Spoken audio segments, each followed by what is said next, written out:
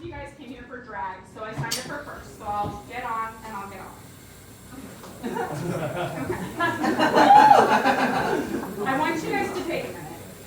I grew up in Nebraska, and one of the things that I think of the most when I think back to Nebraska is the meadows.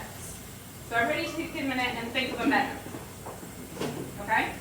Now, it was either last week or the week before, somebody in the back room told me that not everybody gets a picture into their mind when they think of something. So if I say apple or meadow, some of you guys get an image that pops into your head, but there are people in this audience that don't get anything.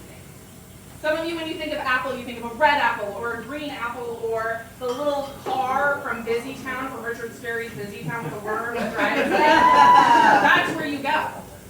And some people get nothing. For me, when I think of a meadow, I think of tall grasses in Nebraska. I think of little scattered yellow flowers. And I think of tiny, paper-thin, white butterflies.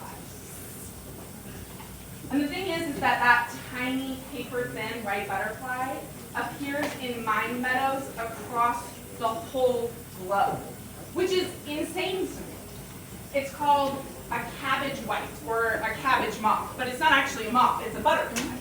And they originated in the Mediterranean, and then as people began to move, the butterfly moved with it. First along the Silk Roads into Asia.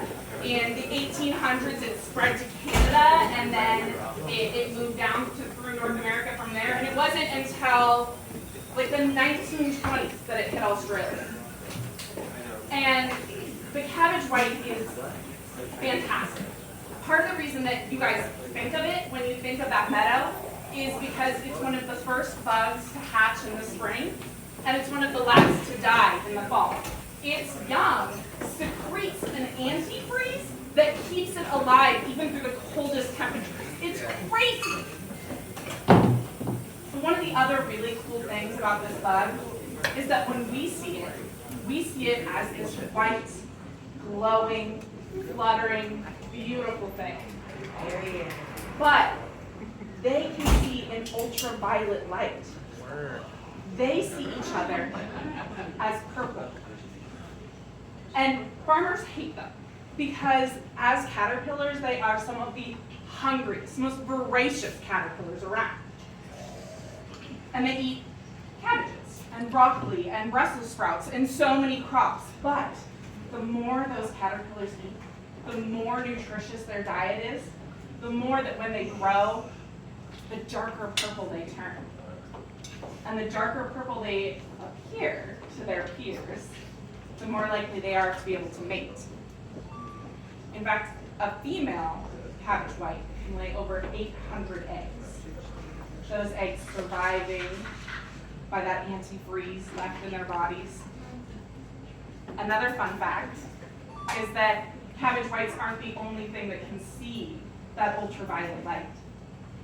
So can birds. So, in what it has to attract mates, it can also attract predators.